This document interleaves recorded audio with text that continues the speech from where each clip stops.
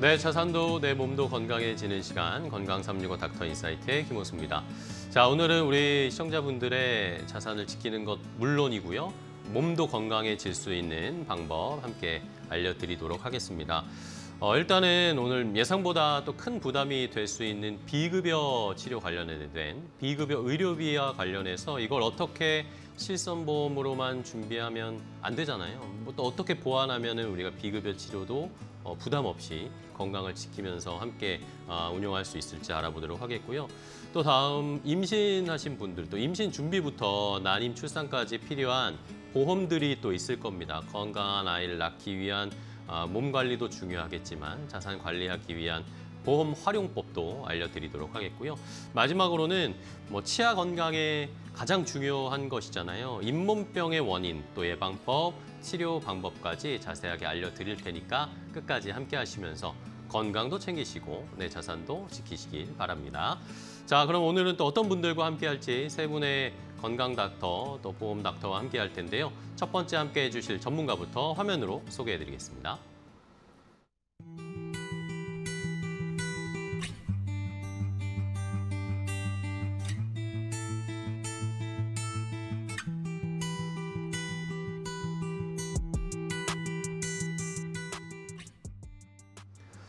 자, 첫 번째 함께 해주실 보험 닥터 소개를 해드리고 인사 나눠볼게요. YGN밸류의 정지혜 마케팅 상무와 함께합니다. 안녕하세요, 상무님. 반갑습니다. 안녕하세요. 네, 우리 시청자분들께도 인사 좀 부탁드릴게요. 안녕하세요. 정지혜입니다. 네, 반갑습니다. 자, 그러면은 우리 정지혜 상무님과 어떤 이야기를 나눠볼지 첫 번째로 우리 나눠볼 이야기 주제 화면으로 먼저 공개해드리도록 하겠습니다.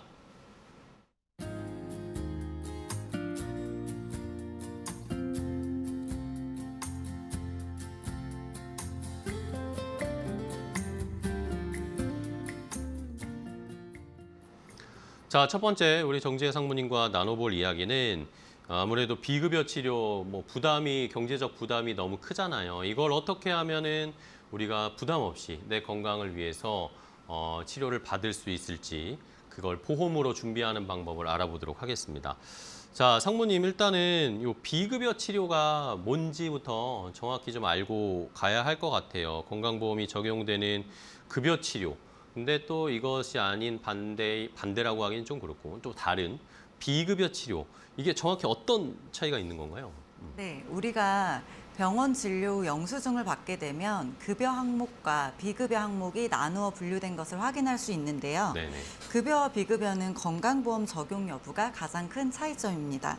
급여 치료는 국가의 건강보험이 의료비를 함께 부담하는 치료이고 비급여 치료는 건강보험의 적용을 받지 않기 때문에 환자가 치료비를 전액 부담합니다.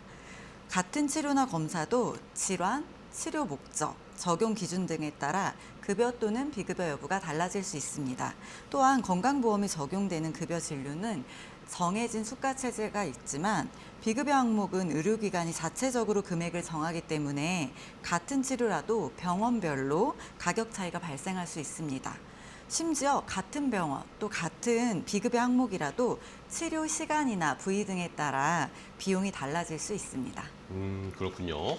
자, 비급여 치료가 근데 아무래도 말씀해 주신 것처럼 비용 부담이 굉장히 많이 들잖아요. 근데 요즘에 특히 더 이런 이야기가 많이 부각된다고 해야 될까? 많이 들리는 것 같아요. 비급여 치료, 그것도 고비용 비급여 치료에 대한 관심이 이렇게 높아진 이유는 뭘까요?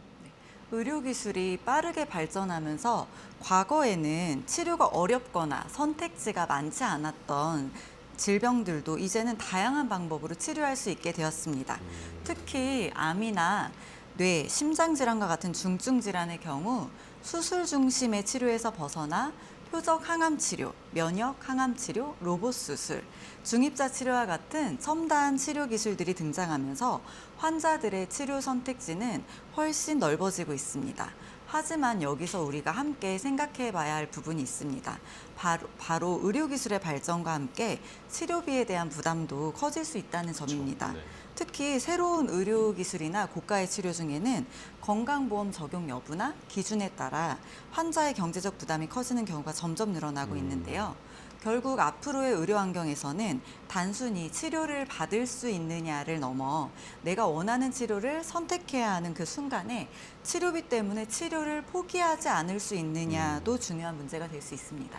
그렇죠. 내가 건강을 지키기 위해 아니면 내 가족이 건강을 지키기 위해서 치료를 받아야 되는데 그게 너무 비싸서 받을 수 없으면 너무 안타까운 상황이 펼쳐질 텐데 그러면 뭐 이런 비급여 치료 뭐 아니면 새로운 의료 기술들이 다 건강보험이 적용되면 좋겠지만 그럴 수 없는 상황이기 때문에 실제로 그러면은 뭐 상담해 보시거나 얘기 나눠 보시면 어떤 비급여 치료가 가장 큰 부담을 느끼시는지 어떤 치료들인가요, 네. 보통? 그러니까 실제 환자분들이 느끼시는 비급여 치료는 여러 가지가 있는데 네네.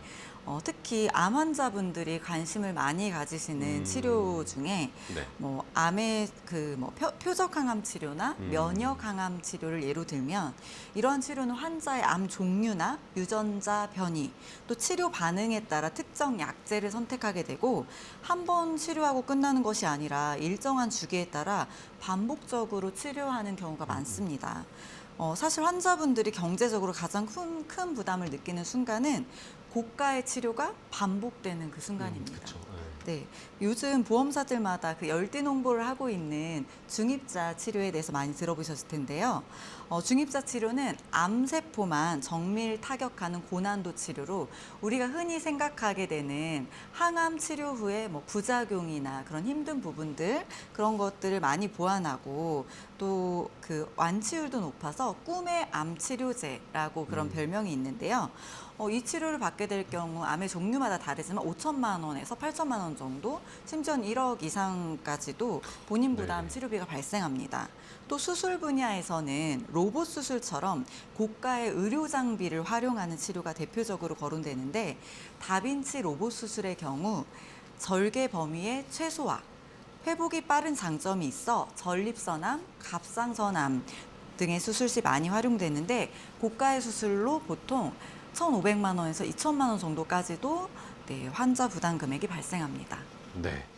자, 이렇게 고비용이 발생을 하는 비급여 치료는 부담스러울 수밖에 없는데, 근데 이걸, 근데 또 어떤 분들은, 아니, 그러면 내가 보험을 갖고 있는데, 이걸로 충분히 대비가 되는 거 아닌가? 라고 생각하시는 분들도 계세요. 근데 그걸 실손보험으로, 이것도 어쨌든 치료받는 거니, 실손보험에서도 이걸 보전해 주는 거 아니야? 라고 생각하시는 분들이 계시더라고요. 근데 사실은 그렇진 않잖아요. 그렇죠? 네. 근데 정말 제가 현장에서 만나는 고객님들은 대부분 다 그렇게 생각을 네네. 하시고 실손에서 이 모든 비용 부담을 좀 해결해 줄 수 있지 않을까라는 기대감을 갖고 계신데요. 입원 치료 시에 5천만 원 한도까지 보장을 해주는 그 실손의 장점은 분명히 있습니다. 네네. 그렇지만 아까도 설명드렸다시피 의료기술의 발달로 요즘에는 입원할 필요 없이 통원 치료로 이 모든 것을 치료할 때는 보통 가입한 시기나 상품에 따라는 다르지만 일일 통원 한도가 20만 원에서 25만 원 한도로 적용이 되고 그렇기 때문에 이런 부분들을 좀 간과하고 계신 분들이 정말 그쵸, 많습니다. 그래서 하루에 500만 원, 1,000만 원의 치료비가 나왔다 하더라도 실손보험 혜택은 20만 원에서 25만 원. 이렇게 적용을 받게 되면 앞으로도 이런 의료기술은 더욱더 발전해서 지금은 뭐 입원해서 치료하는 수술도 앞으로는 통원에서 시술 쪽으로 가게 될 확률이 높기 때문에 앞으로 고객들이 실감하는 실손 의료비의 보장 공백은 점점 늘어날 것으로 생각됩니다. 그리고 보험에서 건강보험 비급여와 실손보험에서 보장되지 않는 치료가 같은 의미가 아니라는 점도 중요합니다. 네네. 비급여라고 해서 무조건 실손에서 보장이 되는 것도 아니고 또 무조건 보장이 안 되는 것도 아닙니다. 가입 시기와 약관에 따라 다릅니다. 알겠습니다. 그러면 이게 어쨌든 실손보험만으로는 충당이 안 되잖아요. 거의 100% 되지는 않는다라고 봐야 되는 건데. 그러면은 이런 고비용 비급여 치료를 대비하기 위해서는 만약에 내가 좀 대비하고 싶다라고 하시면 추가적으로 준비를 해야 되잖아요. 우선적으로 뭘 보고 점검을 해야 됩니까? 네. 사실 뭔가를 새롭게 준비하는 것보다는 네. 우선은 내가 가입한 실손을 먼저 확인하는 게 우선이고요. 그게 몇 세대 실손인지 또 비급여를 어디까지 보장하고 자기 부담금은 얼마나 되는지를 확인해야 합니다. 그리고 실손보험만으로 모든 경제적 위험을 해결할 수 있는 게 아니기 때문에 큰 질병을 이렇게 진단받았을 때 바로 사용할 수 있는 진단비가 충분한지 그다음 확인하셔야 하고요.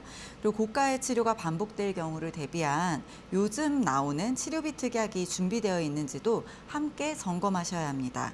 또한 실손보험 못지않게 보장의 범위가 넓고 수백 종류의 질병과 상해 수술 시 보장하는 수술비 특약 또한 점검해야 합니다.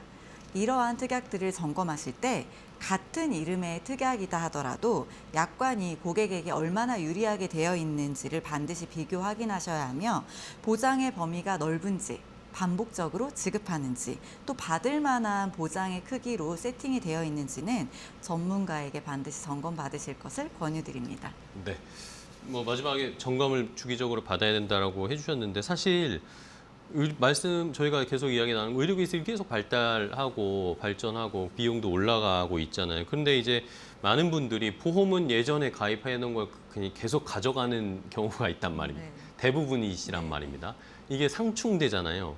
그러면 여기에서 뭔가 보장 공백이 분명히 발생할 것 같기도 한데 이런 경우는 어떤 경우들이 있을까요? 그러니까 실제 치료 단계에서 보장의 공백을 발견하게 되시는 경우가 많습니다. 보험은 10년, 20년 전에 가입하셔서 잘 그대로 유지하고 있지만 의료기술은 계속 발전하고 있죠. 네. 과거에는 암 치료라고 하면 수술이나 일반적인 항암, 약물 방사선 치료가 중심이었다면 지금은 표적 항암 치료, 면역 강암 치료, 양성자, 중입자 치료, 로봇 수술처럼 치료 선택지가 다양해지고 있습니다. 실제 저희 이제 제 고객님이신데 네네. 폐암 치료 중인 60대 남성 고객님은 표적 항암 치료 중이신데 이미 수천만 원의 약값을 지불한 데 비해 과거 가입하신 10년 전에 가입하신 보험에서 항암 약물 치료비가 500만 원이 지급됐습니다. 그리고 또 갑상선암 로봇 수술을 받으신 40대 여성 고객님은 1,000만 원이 넘는 치료비를 지불하셨는데 네. 과거 가입한 암 수술비 특약에서 300만 원을 수령했습니다. 네, 의료기술은 계속 진화하는데 혹시 내 보험만 10년 전 그대로라면 치료를 선택해야 하는 순간 보장 공백을 좀 크게 발견하게 될 것입니다. 네, 알겠습니다.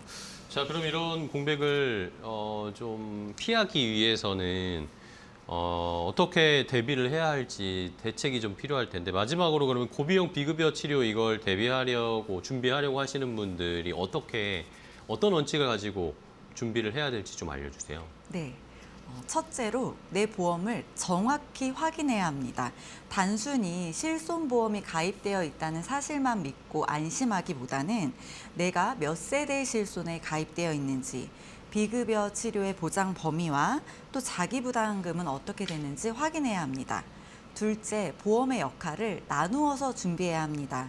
실손보험은 실제 발생한 의료비를 보완하는 보험이라면 진단비는 질병 진단 이후에 소득 공백과 생활비를 대비하며 치료비 특약은 고액이거나 반복되는 치료비 부담을 보완하는 역할을 합니다. 각각의 역할이 다르기 때문에 한 가지 보험만으로 모든 위험을 해결하려고 해서는 안 됩니다. 셋째, 변화한 의료 환경에 맞춰 부족한 부분을 점검해야 합니다. 의료기술은 계속 발전하고 치료 방법도 달라지고 있습니다. 과거에 가입한 보험이 무조건 나쁜 것도 아니고요. 새로운 보험이 무조건 좋은 것도 아닙니다. 기존 보험의 좋은 보장은 유지하면서 현재의 의료 환경에서 발생할 수 있는 보장 공백이 무엇인지 확인하고 필요한 부분만 보완하는 것이 중요합니다. 넷째, 고비용 비급여 치료비 특약을 대비할 때 수많은 회사의 특약들 중 실제 그리고 이름이 같거든요. 그런데 실제 보상 시 얼마나 고객에게 유리한 내용으로 약관이 쓰여 있는지 확인해야 하는데 이 부분들은 사실 고객님들은 힘드시겠죠. 그래서 전문가에게 맡기셔야 하고 또 보장의 범위나 또 길이나 크기들을 좀 객관적으로 비교할 수 있어야 되는데 이것은 분명히 반드시 또 전문가의 도움이 필요한 영역입니다. 네, 알겠습니다. 자, 의료기술 발전하면서 고비용 많이 돈이 들어가는 치료들이 늘어나는데 내 건강을 잘 지키기 위해서 내 몸을 관리하는 것도 중요하지만 만약의 사태를 대비한 이런 비급여 치료 대비하는 방법도 미리미리 준비해 주셨으면 좋겠습니다. 자, 오늘 YGN 밸류의 정지혜 마케팅 상무와 함께 했는데요. 상무님 오늘 또 좋은 정보 자세하게 알려주셔서 너무 감사하고요. 다음에 또 뵙도록 하겠습니다. 오늘 고생 많으셨습니다. 네, 감사합니다. 맞습니다.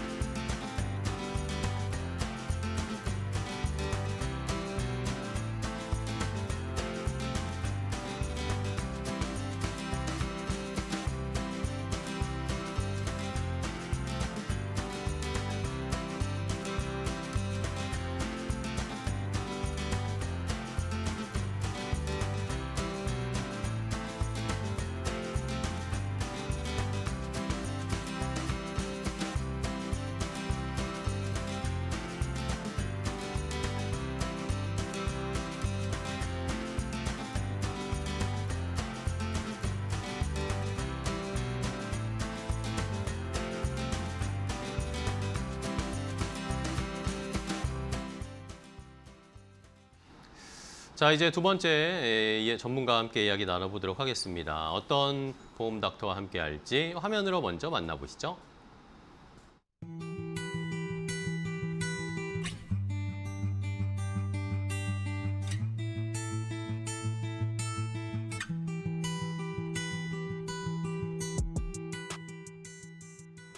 자, 두 번째 함께 해주실 보험 닥터 인사 나눠볼게요. YGN 밸류의 송재만 지점장입니다. 안녕하세요, 지점장님. 네, 안녕하십니까. 반갑습니다. 시청자분들께 인사 좀 부탁드릴게요. 네, 안녕하십니까. 송재만이라고 합니다.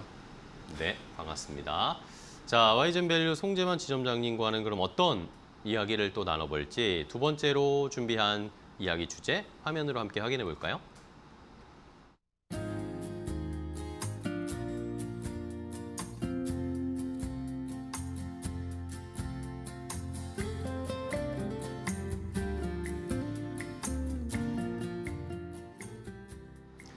자, 두 번째로 나눠볼 이야기는 바로 임신 준비부터 출산까지 건강적인 측면도 중요하겠지만 이 임신을 준비하기 위해서 필요한 비용 어떻게 또 우리가 잘 사용할 수 있을지 보험으로 대비하는 방법을 이번에 좀 알아보도록 하겠습니다. 자, 지점장님 일단은 저희 남자 둘이서 임신 이야기하는 것도 좀 재밌긴 하지만 어쨌든 이제 남자들도 같이 준비해야 되는 게 시대잖아요. 많은 분들이 아이를 낳는 출산까지 너무나 행복한 기간이지만 사실 이 임신을 하고 아이를 출산할 때까지 들어가는 비용도 만만치가 않습니다. 그렇죠? 그래서 이걸 현실적으로 어떻게 준비하고 대비해야 되는지 예비 부모들, 예비 부모님들이 어떤 걸 제일 많이 걱정하시던가요? 가장 기뻐해야 할 순간 동시에 가장 큰 걱정도 찾아오는 게 바로 임밍아웃이라고 합니다. 네네. 임신을 알게 된 예비 부모들이 가장 많이 걱정하는 것은 태아의 건강과 두 번째로 감당해야 할 경제적인 부담입니다. 네네. 태아의 건강 같은 경우에는 한 주 한 주 검사를 받으면서 조금씩 안심하게 되지만 반대로 출산과 육아에 필요한 비용에 대한 고민은 시간이 갈수록 커지고 있습니다. 최근 의학적으로는 만 35세 이후의 임신을 고령 임신, 노산으로 보는 경우가 많습니다. 그만큼 산모와 태아의 건강을 꼼꼼하게 확인하기 위해 다양한 검사가 함께 진행됩니다. 예를 들어 임신 전에는 난소기능 저하로 인한 난임이나 불임 가능성을 확인하고 있고요. 네. 임신 이후에는 임신성 당뇨나 임신 중독증과 같은 임신 합병증이 주의 깊게 살펴봐야 합니다. 그 태아의 경우에는 정밀 초음파와 기형아 검사 등이 준비되고 있습니다. 하지만 지금 나라에서는 바우처가 준비되고 있지만 이걸 모든 검사를 진행하기에는 역부족으로 태아보험, 출산보험과 함께 준비하시면 더욱 도움이 됩니다. 알겠습니다. 자, 그러면 이 보험을 임신과 출산을 대비하기 위한 보험을 언제부터 준비를 해야 되는 건지도 이제 좀 궁금한데요. 태아보험처럼 임신 이후에 알아보면 되는 건지 아니면 그 전에 미리미리 준비를 해야 되는 건지 어떻게 준비해야 되나요? 태아보험과 지금 출산보험이 헷갈리실 수 있는데요. 네네네. 제가 먼저 설명을 해드리겠습니다. 네네, 좋습니다. 태아보험은 보통 산부인과에서 태아의 존재를 확인하고 임신 확인증을 받고 가입이 시작됩니다. 그리고 2차 기형아 검사까지만 전에만 가입을 하시면 문제될 게 없습니다. 네네. 하지만 출산보험은 조금 다릅니다. 면책 기간이 있는데요. 1년이라는 면책 기간이 있어서 임신, 출산, 난임 관련해서는 무조건 1년 전에 가입을 하셔야 됩니다. 그리고 출산지원금이라고 해서 가입 이후 2년 미만은 50% 정도 미만의 지급이 되고 있습니다.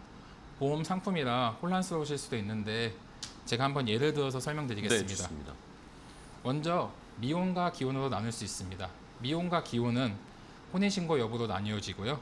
미혼 여성의 경우, 기혼 여성부터 한번 제가 설명해 드리겠습니다. 그럴까요? 기혼 여성의 경우 오늘 날짜로 26년 7월 30일에 가입을 하셨으면 27년 7월 30일에 아이가 태아가 태어나면 모든 이런 임신, 출산, 난임 관련해서 보장을 받을 수가 있습니다. 하지만 미혼의 경우 혼인신고를 한 다음 결혼을 하고 혼인신고를 한 뒤에 그 날짜부터 이제 진행이 되는데요. 예를 들어서 오늘 날짜로 가입을 하셨지만 결혼식을 8월 15일에 했었고 그리고 혼인신고를 8월 20일에 했으면 27년 8월 20일부터 이제 보장이 가능합니다.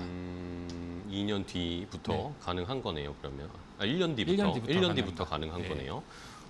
그러면 출산보험 아까 뭐 이 태아보험과 약간 다르다라는 걸 이번에 알았는데 그러면 출산보험을 이게 기간을 이 구역을 나눠서 봐야 된다라고 하더라고요. 임신, 난임, 출산 이렇게 영역을 나눠서 봐야 하는 이유는 뭐예요?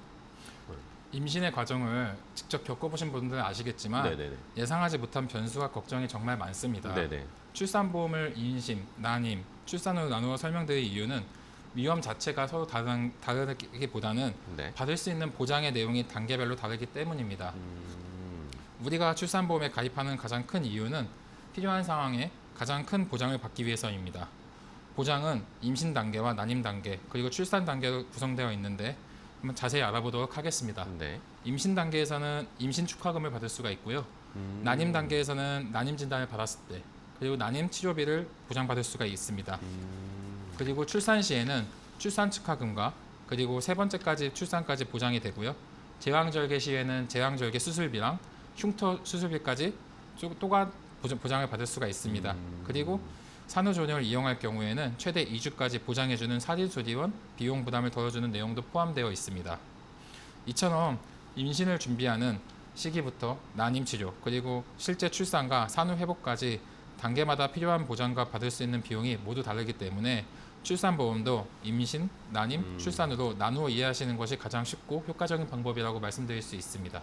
알겠습니다. 그 단계별로 또 우리가 혜택을 받을 수 있는 것들이 다르니까 그걸 구분해서 한번 준비를 해봐야 되겠네요. 그러면은 아까 뭐 살짝 언급해 주신 것 같기도 한데 출산 후에 이제 아이를 낳고 나서 조리원, 산후조리원 뭐 요즘에 거의 뭐 필수적으로 다들 가시잖아요.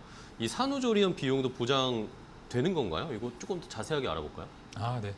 최근 보건복지부의 자료에 따르면 산후조리원은 이용률은 85%에 달하고요. 네네. 평균 비용은 350만 원 정도라고 합니다. 그쵸. 예. 이제 저희 보험에서는 출산 후 산후조리원 입원 시 실손 보상으로 가능합니다. 1회 입원당 14일 한도로 1일 10만 원 한도로 가능합니다. 1일 평균 금액은 자기부담금 70%로 지급 가능하고요. 여기서 물품 구입, 기념품, 그리고 산모 외의 식사, 숙박 등은 제외됩니다. 예를 들어 설명드리면 조리원에서 일평균 15만 원 정도의 조리원에 가시면 실비 70%로 10.5만 원의 정도의 금액이 되므로 10만 원 전부 지급이 됩니다. 네네. 다만 일평균 금액에서 다시 한번 말씀드리지만 물품 구입비, 기념품, 그 산모의 식사, 숙박비는 제외되는 점 참고 부탁드립니다. 알겠습니다. 자, 이렇게 산후조리원의 비용도 어느 정도 보전이 가능하다고 하니까 많은 분들이 또 관심을 가지실 수 있을 것 같아요. 그러면은 또 하나 아까 이제 난임 쪽도 말씀을 해주셨잖아요. 근데 사실 요즘 뭐 아이를 낳는 게 정말 축복이고 신의 선택이다라는 이야기가 나올 정도. 사실 요즘 임신이 힘든 분들도 굉장히 맞습니다. 많잖아요. 그래서 난임 치료를 받으시는 분들도 제 주변에서도 심심치 않게 볼 수가 있는데, 이 난임 치료는 보험으로 어느 정도 또 대비가 가능한가요? 네, 현재 국가에서는 난임 치료를 위한 지원 제도가 마련되어 있습니다. 네네. 난임 치료비에 대해 약 150만 원 정도의 지원금을 받을 수가 있는데 실제 치료를 진행하다 보면 지원금만으로는 모든 비용을 감당하기는 어려운 경우가 적지 네네. 않습니다. 이럴 때 출산보험을 함께 준비해두면 국가 지원과 별도로 추가적인 보장을 받을 수가 있습니다. 난임 진단을 받았을 경우에는 난임 진단비부터 지급받을 수가 있고 시험관 시술 과정에서 발생할 수 있는 난소 과다 자가극 증후군 같은 합병증에 대해서도 보장을 받을 수가 있습니다. 그리고 난임 치료 과정에서도 보장이 이어집니다. 네. 인공 수정은 최대 3회, 체외 수정은 최대 5회인데 쉽게 말씀드리면 시험관 시술은 최대 5회까지 보장받을 수 있다는 겁니다. 여기에 난임 치료를 거쳐 출산까지 이어진다면 앞서 말씀드린 출산 축하금 외에도 또 다른 출산 축하금이 지급되는 점 꼭 참고하시기 바랍니다. 네네. 이처럼 국가 지원과 보험 보장을 함께 활용하면 난임 진단부터 치료, 출산까지 이어지는 과정에서 발생하는 경제적 부담을 상당 부분 줄일 수 있습니다. 여러 보장이 합쳐지면 받을 수 있는 보장 금액도 생각보다 큰 도움이 될 수 있기 때문에 꼭 미리 확인해 보시는 게 좋습니다. 알겠습니다. 자, 이렇게 난임 치료 받으시는 분들도 뭐 심적으로도 힘드실 텐데, 뭐 몸이나 심적으로도 힘드실 텐데 이런 걸로 좀 어느 정도 비용을 보전받는 것도 좀 필요하실 것 같아요. 자, 그러면은 요즘에 또 이 임신이 워낙 나이가 있는 분들도 또 출산의 시기라고 해야 되나요? 그게 늦춰지고 있잖아요. 되게 이제 고연령의 산모들도 출산을 하게 되는 경우들이 많은데 그래서 이걸 언제 준비해야 되는지도 굉장히 또 중요할 것 같아요. 이거 결국에는 뭐 어떤 보험이든 건강할 때 미리 준비하는 게 좋을 것 같긴 한데 어떻게 봐야 될까요? 앞서도 말씀드렸다시피 일반적으로 만 35세 이후에 이를 노산이라고 이야기합니다. 네. 이 시기부터는 산모와 태아의 건강을 보다 꼼꼼하게 확인하기 위해 검사 항목이 늘어나는 경우도 많고 그만큼 비용 부담도 함께 커질 수 그렇겠네요. 있습니다. 네. 저도 실제로 경험했는데요. 제 아내가 34살에 첫째를 낳았고 36살에 둘째를 출산하였습니다. 네네. 둘째를 임신했을 때는 첫째 때보다 검사 횟수도 더 많았고 검사 비용이 확실하게 늘어났던 것도 기억이 납니다. 혹시 모를 상황에 대비하고 싶은 부모 마음이다 보니 저희도 권유받은 검사를 모두 진행되었습니다. 이처럼 결혼과 출산 연령이 높아질수록 준비해야 하는 부분이 많아질 수 있기 때문에 보험도 미리 준비하시는 것이 좋습니다. 특히 보험 가입은 알릴 의무 그리고 고지 의무가 있습니다. 네네. 보험마다 조금씩 다르겠지만 3개월, 1년 또는 5년 이내에 입원이나 수술, 치료 등의 이력에 따라서 가입이 제한되니 특별한 병력이 없고 건강할 때 미리 준비하시는 게 선택의 폭도 넓고 필요한 보장을 안정적으로 준비하는 데 도움이 됩니다. 네. 자, 그러면은 이 출산보험을 준비를 할 때 어떤 보험이든 그렇죠. 우리가 보험료는 조금 낮추면서 보장은 또 효율적으로 많이 받을 수 있었으면 좋겠다라는 마음입니다. 이 출산보험 관련해서는 어떻게 그럼 준비해야 돼요? 보험은 보이지 않는 위험을 대비하기 위해 준비하는 네네. 것이라고 생각을 합니다. 하지만 아무리 좋은 보험이라도 보험료가 부담스러우면 끝까지 유지하기는 쉽지 않습니다. 그렇죠. 그래서 처음부터 무리하게 가입하시는 것은 오히려 부담이 될 수 있습니다. 가장 중요한 것은 본인의 건강 상태와 재정 상태를 함께 고려하는 것입니다. 현재 소득과 지출을 충분히 살펴보고 장기간 유지할 수 있는 수준의 보험료를 준비하시는 것이 가장 좋습니다. 출산보험은 임신부터 출산까지의 과정에서 발생할 수 있는 경제적인 부담을 덜어주기 위한 준비하는 보험입니다. 그래서 이 시기에 필요한 보장을 중심으로 효율적으로 준비하는 것이 중요하고요. 출산 이후에 이제 어린이 보험, 그 앞서 말했던 정재 상무님께서 말씀하신 비급여 보험을 성인 돼서 준비하시는 게 제일 좋을 것 같습니다. 네, 알겠습니다. 자, 그러면 마지막으로 또 시간이 거의 다 돼가지고 우리 지점장님이 임신 출산을 계획하고 계신 우리 예비 부모님들, 예비 부부들이 계실 거 아니에요. 이분들에게 어떻게 준비해야 되나? 태아보험도 중요하지만 출산보험 어떻게 준비해야 되는지 마지막으로 좀 강조해서 정리해서 알려주시죠. 네, 저도 두 아이의 아빠입니다. 네. 아이가 생겼다는 기쁨을 온전히 누리기에도 부족한 시간인데 현실적으로 임신과 출산 과정에서 들어가는 비용까지 걱정되는 예비 부모님의 마음을 충분히 공감하면서 마음이 많이 아픕니다. 네네. 하지만 이러한 경제적인 걱정을 조금이나마 덜어드리기 위해 나온 상품이 출산보험이라 생각합니다. 태아보험은 아이와 산모에게 발생할 수 있는 위험을 준비된 보험이라면 출산보험은 임신을 준비하는 단계부터 난임치료, 출산, 산후회복 과정까지 발생할 수 있는 비용 부담에 대비하는 역할을 합니다. 임신을 계획하는 단계부터 어떤 보장이 필요한지 미리 점검해 보는 것이 중요합니다. 출산보험이 가계의 경제적인 부담을 덜어주는데 조금이나마 도움이 되고 예비 부모님들께서 걱정보다는 기쁜 마음으로 임신과 출산을 준비하셨으면 좋겠습니다. 네. 감사합니다. 알겠습니다.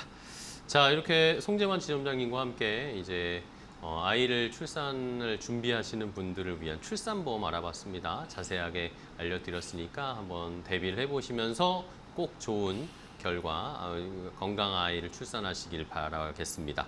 자, 오늘 지점장님 너무 좋은 정보 알려주셔서 감사하고요. 다음에 또 기회 되면 뵙도록 하겠습니다. 고맙습니다. 감사합니다.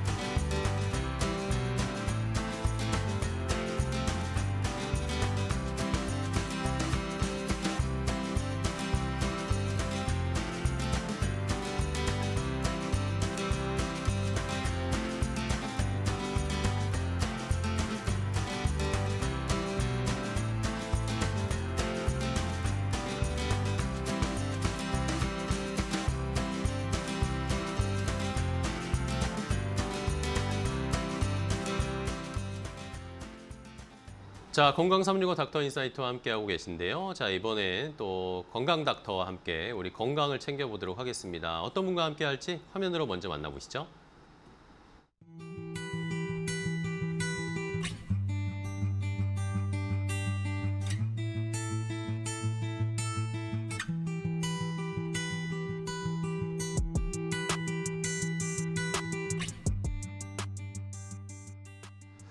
자, 세 번째 함께 해주실 전문가 건강 닥터를 만나보겠습니다. 오늘은 서울바운치과 교정과의 서현숙 원장과 함께합니다. 원장님 안녕하세요.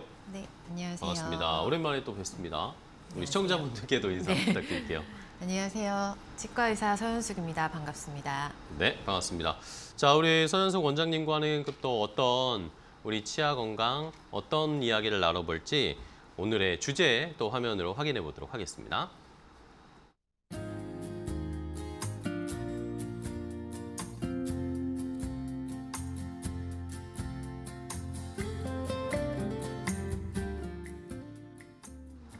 자, 이번에 나눠볼 이야기는 바로 우리 치아 건강, 그 안에서도 어떻게 보면 우리 치아의 근본, 뿌리라고 할 수 있는 잇몸에 관련된 잇몸 건강을 어떻게 유지할 수 있을지 우리 원장님과 알아보도록 할 텐데요. 자, 원장님 오늘 또 어떤 것들, 많은 분들이 궁금해하시는 치아 건강 중에 잇몸에서 이제 많은 분들이 양치를 매일매일 하시잖아요. 근데 그때마다 이제 피가 날 때가 있습니다. 양치를 할 때. 그러면은 처음에는 깜짝 놀라다가 내 잇몸에 뭐 문제가 있나? 라고 하다가 이게 계속 나니까 그러면 이제 무뎌져요. 사람들이 에이 뭐 괜찮겠지. 뭐 특별한 문제 없는 것 같아 라고 생각하신단 말이죠. 근데 이게 잇몸병의 어떻게 보면은 시작? 시그널? 신호일 수도 있잖아요. 어떻게 보세요? 네, 일단 잘 말씀해 주셨는데 양치할 때 피가 나는 것 자체가 이 잇몸병이 시작되었다라고 얘기하는 그 초기 신호로 인지할 수 있습니다. 네네. 이 치아와 잇몸의 그 경계선에 있는 치태를 닦아내는 것이 이 우리가 양치질을 하는 첫 번째 목표라고 생각을 하시면 되는데요. 네네. 거기 그 경계 부위에 잇몸에 염증이 있다 보니까 이제 양치를 할 때 칫솔로 건드리기만 해도 툭 건드리기만 해도 피가 나는 상황이 생길 수 있습니다. 그런 경우에 이제 이 혈관이 약해지고 충혈이 돼 있다가 피가 퍽 하고 터지는 상황인데요. 이때는 정말 칫솔이 살짝 닿기만 해도 피가 나게 됩니다. 이걸 우리가 치은염의 초기 증상, 첫 번째 신호라고 볼 수가 있습니다. 이런 초기 치은염 같은 경우에는 통증이 없기 때문에 별로 대수롭지 않게 대부분 그냥 넘기시기도 합니다. 그런데 이걸 그냥 방치를 했을 경우에는 이제 염증이 안쪽으로 더 심해지면서 그 안에 잇몸뼈가 녹아 들어가는 이 치주염으로 진행이 될 수가 있습니다. 하지만 이 한두 번 피가 났다고 해서 모두가 잇몸병인 건 아닙니다. 네네네. 간혹 이제 남자분들 특히 양치질을 너무 세게 하셔서 네네. 잇몸이 이제 다치는 경우가 있을 수도 있고, 너무 딱딱한 음식을 먹을 때 그 음식이 이제 잇몸을 쳐서 피가 나는 경우도 있습니다. 하지만 이런 경우가 흔한 건 아니고 대부분은 잇몸 염증의 시작인 경우가 많고, 그리고 이런 경우는 한 번 피가 나는 것이 아니라 양치를 할 때마다 피가 난다라고 환자분들이 많이 얘기를 하시는데요. 이런 경우에는 꼭 치과에 방문하셔서 염증이 이제 시작이 되었는지를 확인하시면 좋을 것 같습니다. 그리고 가장 중요한 게 이제 피가 나는 경우에는 그 부위를 자꾸 피해서 닦으시려고 하는데요. 예. 그게 아니라 이제 거기에 피가 나는 이유는 치태가 쌓여서 염증이 있기 때문에 건드리면 피가 나기 때문에 훨씬 더 잘 닦아주셔야 됩니다. 잘 닦아서 치태를 없애줘야 염증이 가라앉기 때문에 양치질을 평소보다 더 신경 써서 해주셔야 합니다. 알겠습니다. 자, 잇몸에 양치할 때 피 나시는 분들 많으시죠? 그런 분들은 잘 주목을 하시고 대비를 좀 하셔야 될 것 같습니다. 그러면은 아까 말씀해 주신 치주염으로 이게 발전될 수도 있다고 심화될 수도 있다고 했잖아요. 그러면은 단순히 그냥 나는 염증이랑 요 치주염이랑은 어떻게 구분을 할 수가 있어요? 저희가 흔히 이제 치주 질환이라고 네네. 크게 얘기하는 데에는 첫 번째 시작인 아까 말씀드렸던 치은염 네. 단계가 있고, 그 다음부터는 이제 치주염, 초기 치주염, 이제 중간 치주염, 중등도 치주염, 그 다음에 좀 더 심해진 중증 치주염, 이렇게 단계적으로 진행이 되는 겁니다. 이제 치은염과 치주염의 가장 큰 구분할 수 있는 방법은 안에 있는 잇몸뼈가 녹기 시작했느냐 아니냐로 구분을 하실 수가 있습니다. 보통 이제 양치질할 때 피가 나는 경우는 잇몸이 그냥 부어있는 상태, 초기 치은염이라고 말씀드릴 수가 있는데요. 이때는 양치질만 잘해도 또는 스케일링만 해줘도 금방 회복이 가능합니다. 그러니까 가역적인 단계라고 볼 수가 있는데요. 네. 이제 염증이 잇몸 아래로 퍼지면서 치주염이 진행이 되기 시작하면 이 치아와 잇몸 사이에 치주 포켓이라고 하는 치주 낭이 생기게 됩니다. 그리고 잇몸뼈가 조금씩 녹기 시작하게 됩니다. 그리고 이 치주염이 좀 더 진행이 되면 이제 잇몸이 많이 내려가기 때문에 이 치아가 좀 더 길어 보인다던가 또는 이 치아 사이에 틈이 많이 네네. 생기면서 음식물이 낀다던가, 그래서 그때는 입냄새도 날 수가 있습니다. 흔히들 풍치라고 얘기하는 것이 이제 치아에 바람이 든다라고 얘기를 해서 풍치라고 하는데, 사실 치아에 바람이 든다라기보다는 잇몸뼈가 내려가면서 치아 사이 공간이 생기니까 하고 이제 바람만 지나가도 시린 증상이기 때문에 이 풍치라고 하는 단어가 거기에서 나온 거고요. 치주 질환이 이제 진행되면 풍치라고 얘기를 하실 수가 있는 겁니다. 그리고 이제 잇몸뼈가 많이 소실이 돼서 진짜 심한 치주염 단계에서는 치아가 이제 위치가 변한다던가 흔들린다던가, 이제는 씹는 것도 씹을 때 아프거나 이제 씹는 기능이 떨어지는 아주 심한 단계로 진행이 되는 경우가 있는데요. 이제 이렇게까지 진행이 되면 치아를 발치해야 되는, 발치하고 임플란트를 해야 되는 상황까지 오게 됩니다. 사실 이 치은염부터 중증 치주염까지 진행되는 데는 아주 오랜 세월이 걸리게 됩니다. 근데 문제는 이제 아주 심해지기 이전까지는 통증이 별로 없기 때문에 환자분들이 이걸 인지를 잘 못하시고, 환자분들이 아프다라던가 뭔가 인지를 하신 경우에는 이미 잇몸뼈가 많이 손상된 경우가 많습니다. 네. 그리고 이런 경우에도 이제 만성으로 가서 만성 치주염의 단계에서도 갑자기 이제 면역력이 떨어지거나 이 몸의 상태가 안 좋아지거나 어떤 이유로 인해서 갑자기 세균 감염이 심해지면 급성 치주염이 오기도 하는데요. 그럴 땐 이제 왜 입안에서 고름이 난다던가 뭐 그런 경우, 그래서 치주 농량이라고 우리가 얘기하는데, 그런 고름이 난다고 치과를 찾으시는 분들도 있습니다. 이런 경우는 대부분 만성 치주염을 갖고 계시다가 이제 갑자기 급성으로도 치주염이 생기신 경우라고 보실 수 있습니다. 그래서 이 만성 치주염은 조용히 진행되다가도 갑자기 급성으로 증상이 나타날 수도 있습니다. 그래서 잇몸병은 아플 때까지 기다리시면 큰일 납니다. 이 네네. 아플 때까지 기다리시면 단계가 너무 많이 진행된 단계이기 때문에 그리고 한 번 소실된 잇몸뼈는 이제 잇몸뼈가 녹아 내려가는 치주 염해 단계로 들어가면서부터는 가역적인 게 아니라 점점 진행이 되는 비가역적인 질환이기 때문에 이제 초기에 잇몸 염증이 있는 이 붓거나 피가 나는 신호가 있을 때 빨리 치과로 가셔서 잡아주셔야 됩니다. 알겠습니다. 네. 자, 그러면 요 잇몸 질환에 대해서 한번 지금 자세히 전반적으로 뭐 개념을 잡는 식으로 알아봤는데, 그러면 이제 어쨌든 잇몸 질환이 있으신 분들을 어떻게 해야 되는가, 생긴 분들은 어떻게 해야 되는지로 좀 넘어가 볼게요. 일단은 좀 예방을 하는 방법, 예방을 하는 방법으로 생활 습관, 일단 뭐 양치질을 잘 해야 될 텐데, 잇몸병을 예방하는 방법, 양치질 외에는 없는 겁니까? 일단은 첫 번째는 양치질을 그쵸, 잘 해주셔야 되고, 사실 대부분의 환자분들이 나는 양치질을 잘해요 라고 얘기를 하시는데 네, 하루 3번 해요. 네, 라고 하루 하시죠. 3번 3분 해요 라고 하시는데, 막상 양치질하고 시간을 재보시면 1분에서 1분 30초가 제일 흔합니다. 아, 네, 짧게 제일, 하고. 네, 흔하시고, 그리고 대부분의 환자분들이, 대부분의 일반인들이 양치를 하시고 평가를 해보면 점수가 50점 미만인 경우가 그래요? 되게 많습니다. 네. 그러니까 제가 항상 환자분들한테 얘기할 때 양치질 할 때 아무 생각 없이 하는 게 아니라 이 치아와 잇몸 사이에 있는 틈에 있는 음식물이나 치태를 구석구석 청소하듯이 양치질을 하시라고 말씀을 드리고 있고요. 그리고 칫솔만 사용할 것이 아니라 치아와 치아가 닿는 부분은 칫솔이 들어가지가 않잖아요. 그래서 치실질을 반드시 해주시고, 그리고 치간 칫솔도 꼭 사용을 해주셔야 합니다. 그래서 하루 최소 2번 이상은 양치질을 해주시고, 칫솔 이외에 치실과 치간 칫솔은 적어도 하루에 한 번은 사용을 꼭 해주셨으면 좋겠고요.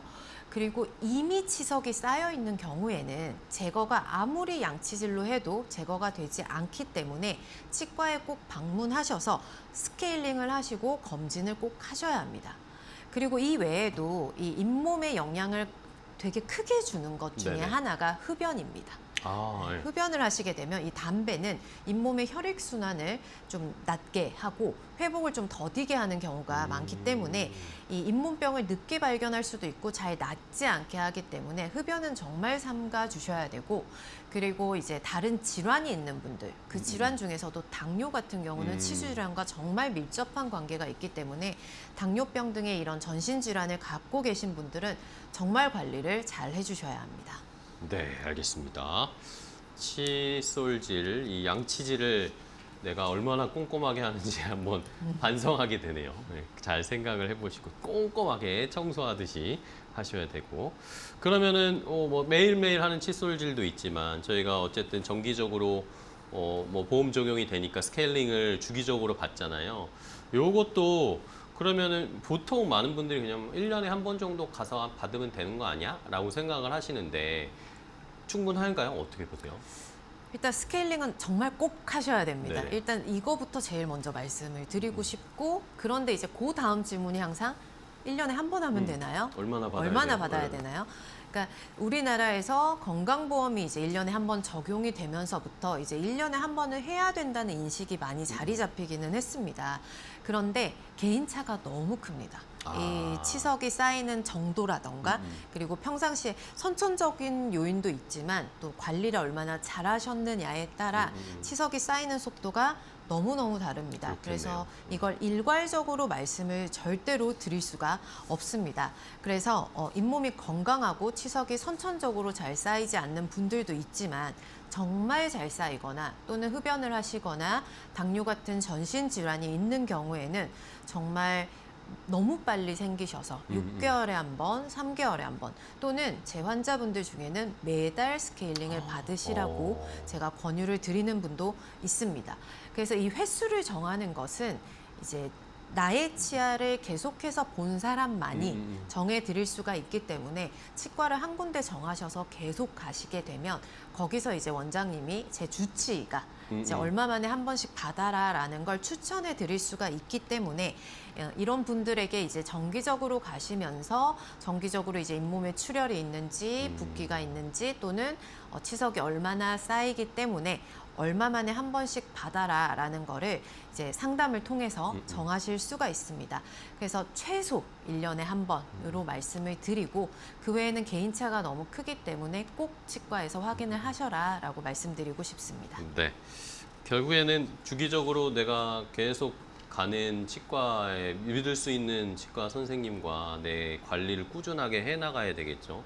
뭐 자주 스케일링 뭐 조금 비용 들어가는 게 낫지. 나중에 네. 크게 또 흔한 말로 치과에 맨날 큰 공사가 네. 되면 비용이 훨씬 더 많이 들고 아프기도 아프고 더 힘들 테니까 미리미리 관리를 하는 게 가장 중요할 것 같아요. 자, 그러면은 뭐 이렇게 했지만 어쩔 수 없이 발생을 했다. 잇몸병이 내가 진행이 되신 분들은 치료를 어떻게 받게 되나요? 이게 뭐 스케일링 받고 약만 먹는다고 되는 건 아닌 것 같은데 어떻게 치료해요? 일단은 제일 먼저 첫 단계, 치은염의 단계에 이제 치과를 방문하시게 되면 이제 치아와 잇몸 사이에 있는 그 치태나 치석이라던가 염증 조직을 스케일링을 통해서 제거를 하게 됩니다. 그런데 이제 이 치은염에서 조금만 진행이 돼도 치주염, 이제 잇몸 뼈가 녹아 내려가고 아까 말씀드렸던 이 치주낭이 생긴 경우에는 좀 아래쪽까지 깊게 치석이 생기게 되고 그걸 치은연화 치석이라고 하는데 그 치석뿐만 아니라 염증 조직이 우리 눈에 보이지 않는 아래 부분에 되게 많이 생기게 됩니다. 이런 경우에는 마취를 하고 치주 치료라는 걸 진행하게 되는데요. 이제 잇몸 치료라고도 말을 하죠. 우리나라에서는 이 잇몸 치료가 건강보험법이 적용이 되기 때문에 정말 싸게 받으실 수가 있습니다. 그런데 이제 환자분들에게 잇몸 치료를 권유하면 겁을 먼저 내시게 됩니다. 마취를 한다고 하고 4번에 나누어서 또는 6번에 나누어서 정기적으로 오셔야 된다고 하니까 이걸 너무 무섭게 생각을 하시는데 간단하게 말씀드리면 그냥 깊게 하는 스케일링이라고 생각을 하시면 됩니다. 그런데 깊게 들어가야 되니까 아플 수 있기 때문에 마취를 한다. 이렇게 좀 가볍게 생각을 하시고 치료를 하셨으면 좋겠고 치료를 하고 나서 후에는 이제 1주나 뭐 2주, 한 달 간격으로 이제 치료 후에 경과가 어떤지를 확인을 하게 되는데요. 이제 그 잇몸에 출혈이 아직도 남아 있는지 또는 이 치주낭의 깊이가 좀 얕아지는 경우, 회복이 되는 경우가 있기 때문에 그 깊이가 얕아졌는지 그리고 치아 흔들림이 좀 동요도가 낮아졌는지 등을 다시 검사를 하게 됩니다. 네. 이런 경우에는 이제 남아 있는 경우에는 조금 더 처치를 한다던가 할 수 있고 그리고 아주 깊은 곳에 있어서 제거가 되지 않는 염증이 있다면 이제 잇몸을 열어서 수술을 하시게 되는 치주 수술이 필요한 경우도 간혹 있습니다. 그리고 정말로 너무 심해서 이제 치아를 잡아주는 뼈 자체가 너무 많이 녹아서 치아가 흔들리는 경우에는 어쩔 수 없이 이제 발치까지 가는 경우도 생기게 됩니다. 이런 경우에는 보통 약 처방이 같이 나오게 되는데요. 항생제라던가 소염 진통제가 같이 나오게 되는데 이런 경우는 이제 치료와 함께 보조적으로 사용하게 되는 의약품이 되는 거고요. 이제 약을 먹게 되면 통증이나 붓기가 일시적으로 가라앉기 때문에 이제 환자분들이 약만 자꾸 드시려고 하는 경우도 있습니다. 이제 치료를 받으면 아프니까 받기가 싫고 약으로 컨트롤하는 경우가 있는데 그때는 아무리 약을 드셔도 이 원인이 있는 치석이라던가 원인이 되는 치석과 염증 조직이 제거가 되는 건 아니기 때문에 그냥 잠깐 증상만 가라앉히는 겁니다. 그래서 시간이 지나면 또 증상이 나타나게 되고 안에서 이제 원인이 되는 것들은 점점 더 심각해지고 있기 때문에 반드시 약만 드실 것이 아니라 이 치료를 하시면서 약을 병행해서 드셔야 합니다. 알겠습니다. 자, 이렇게 오늘 서현숙 원장님과 함께 우리 치아 건강, 그 가장 기본이 되는 건 잇몸을 건강하게 관리를 해야 된다는 걸 강조를 해주셨고 또 어떻게 관리하고 건강하게 잇몸을 유지할 수 있을지 치료는 또 어떻게 받아야 되는지까지 자세하게 알아봤습니다. 자, 서울방음치과 교정과 서현숙 원장님과 함께했습니다. 원장님 오늘 또 너무 좋은 정보 잘 알려주셔서 감사하고요. 다음에 또 뵙도록 하겠습니다. 고생 많으셨습니다.